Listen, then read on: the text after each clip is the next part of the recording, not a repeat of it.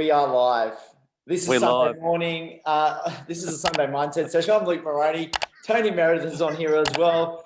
It is a special Anzac edition of the Sunday mindset session. I've been out on the dawn service. Tony, have you been out and about this morning? No, I haven't. No, I haven't been out and about this morning, but certainly reflecting on, what today means, what it means to Australians and to New Zealanders, the importance of today, and the fact that men and women a long time ago, in excess of 106 odd years ago,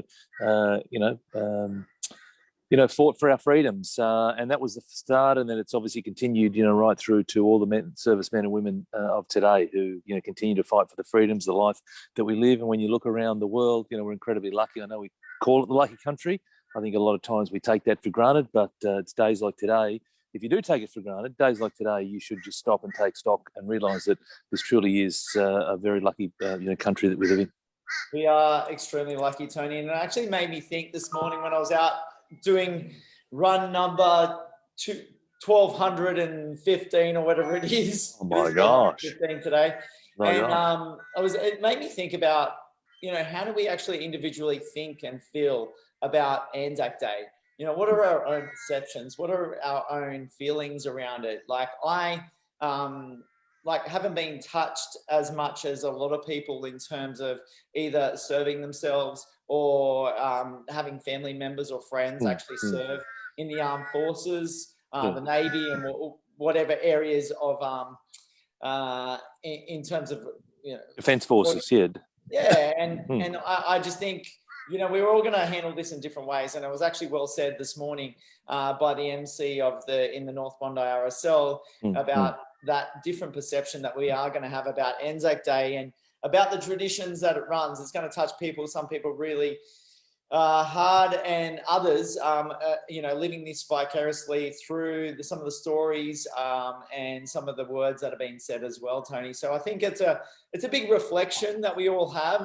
Even for me, that is not very close to other people, you do tear up and you do get a sense of what other people have sacrificed and gone through, or naively just being put in that place without any question or without any regard.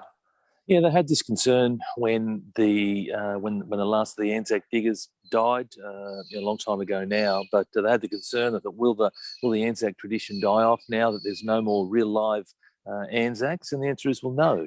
The answer is that no, it won't die off. It's going to continue, and it continues through family and family of family and the next generations. And so, we were fortunate enough a little while ago now to talk about my granddad and the fact that he served in the Second World War. He was on the Kokoda track, and he made it to 100. He's no longer with us today, but we shared with him. My dad was in the Air Force. He never served in a war, but he was in the Air Force, and so we travelled around a little bit as a young family going through that. So so I understand the importance of it. Me personally, never had any interest in serving, but certainly understand what today means to me, to my family, and to the broader community as well. And to us as Australians, I'd love to know what Anzac Day means to everyone that is out there today, and what kind of traditions that you have around it. And it kind of makes you a little bit reflect on all that sacrifice and people doing it tough. And I sort of reflected on my run, and I actually did a pretty good time today on my run, and just pushing that extra level, because so many people have pushed it in the past in terms of serving for our country and all the work that they did and what they've gone through, and hearing some of the stories about PTSD as a result of their involvement in the armed forces and in the Navy and so forth. Oh, look, there would be some horrific stories, Luke, and I'm sure, in setting up for today, I'm sure, you're volunteering through Lifeline, perhaps, you've come across some of those. But I think it's great. I think it's great that you pushed yourself. I haven't run this morning. I ran yesterday afternoon. I did a 6K run yesterday afternoon. I haven't done that for a long time. In fact, I haven't run that long since your 1,000th. So I've been doing my little sort of 3Ks here, 3Ks. Hey, Tony, I just wonder if you are warming up for next Sunday morning. I know you're down in Sydney for obviously your event on the Saturday. The Sunday morning, obviously we're going to be doing a 7K run, aren't we? before we do the Sunday mindset session again. So I guess that's what you're doing. You're getting yourself prepared just in case I was going to challenge you to a run. Is that what's happening? Look, whilst that would make good viewing, Luke, the real answer is no. The real answer is that I've been eating too much ice cream, and so and I had to, do something about it. So anyway, but yes, mate, of course. Now, look, I'll get out and about and do something next Sunday morning. It may not be 7Ks. I'm incredibly sore today.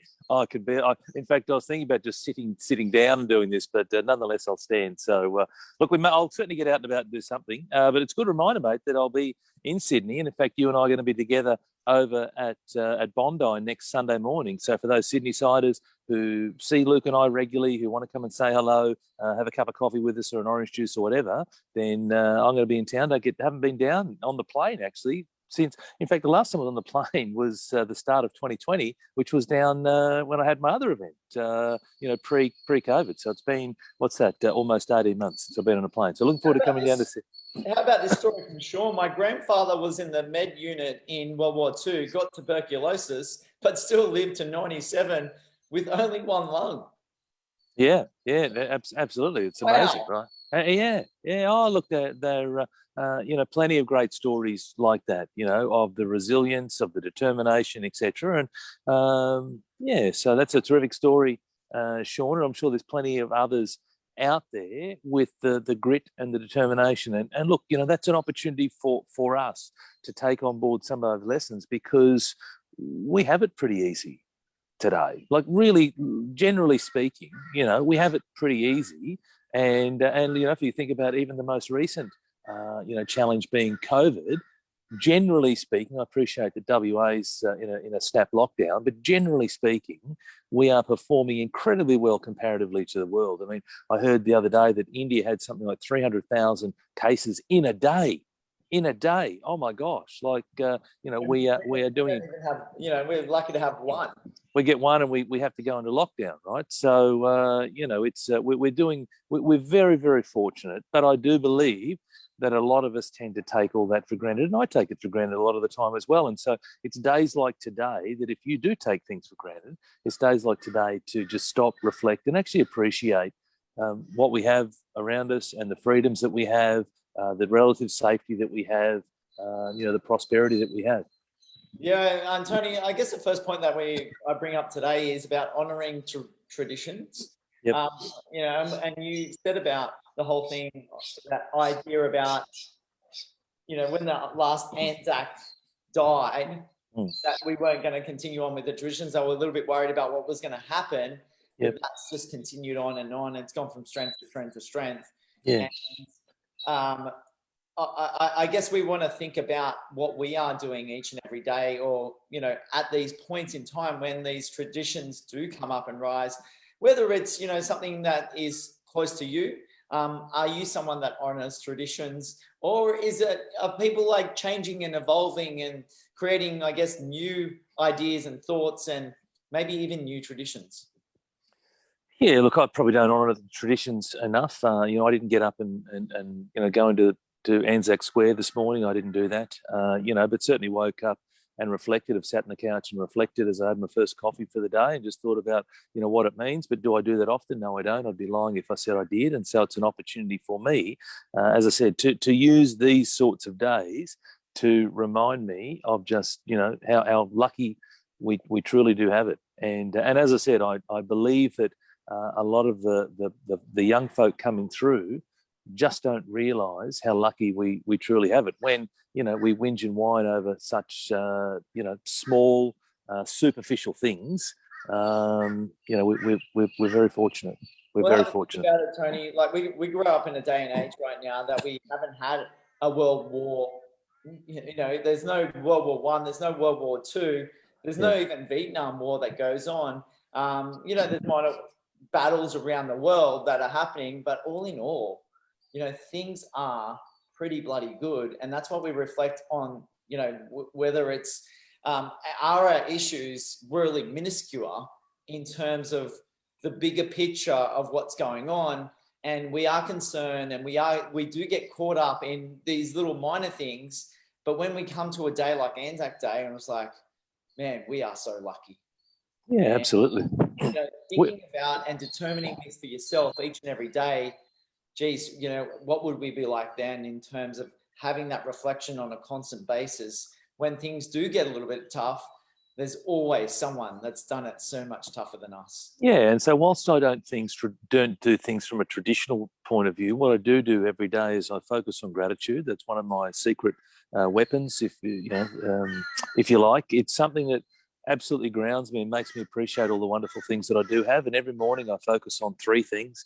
Three things that I'm grateful for, because it's so important. And so those things could be big things, they could be small things. It doesn't matter. But when you focus on gratitude, and I saw you do a post earlier in the week around, can you think negatively and be grateful at the same time? And the answer is, well, no, you can't. You either be one or the other. Now, I did see some of the posts there, and it's about that particular moment. It's not about generally in the hour. You can be grateful 1 minute and negative the next. Of course you can. But at that moment, gratitude opens up your heart. Right, it opens up your heart and you appreciate things around you. As I said, it could be big things like family and houses and cars and jobs, or it could be small things. The fact that here I am, I'm standing in relatively safety out the front of my place, or you might drive somewhere and arrive safely. You might be able to go to your favourite restaurant or whatever it might be, have your favourite cup of coffee, be grateful.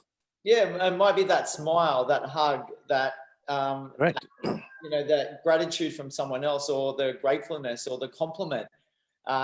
We've got into other things about talking about whether you can actually take compliments is a big one. Like being super grateful for what other people say about you, and the fact that they've actually said something to you, to take it in and receive that is a power in itself as well. But I guess we want to think about some of these traditions that we can create for ourselves. There's some of these rituals, some of these habits. And they sort of all go in together. Like, I know they're kind of a little bit different around that, Tony, but I guess in essence, what we want to say is creating these ideas will help you with your mindset, with your daily practices. That's going to make you reflect on some of the things and, push away some of those negative things, move forward to something that you're reflecting, you're positive with, you're moving forward with, and it's going to make it better for you.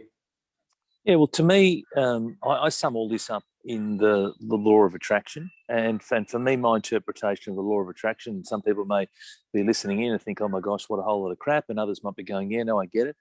For me, it's about putting out to the world what it is that you want, and it will come back in your way. What people tend to do, Luke, is they tend to whinge and whine and complain about the things they haven't got.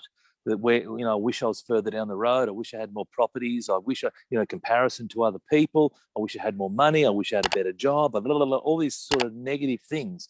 When you put yourself into a negative space and an angry space and a frustrated space, if you're pushing all that out to the world, well, the law of attraction says that's going to come back and it's going to whack you in the face big time, as opposed to going, well, hang on a second, I'm not where I want to be. I make a living from getting people to achieve their goals. So I'm certainly not saying don't have goals. Have goals, have big goals. But it's also about, in the pursuit of those goals, being appreciative of where you're at, being grateful for what you've currently got, being happy around you with the things that you've got. You mightn't be where you want to be yet, but stop whinging and whining about that. Be grateful for things and do things that take you towards where you want to get to. Take responsibility. I was fortunate enough on Friday to present in front of a team, full of builders, and I talked to them about taking responsibility for where they're at. If they want something in their life, in their career, then take responsibility for that. Don't complain about it. Don't blame someone else for it. Take responsibility for that.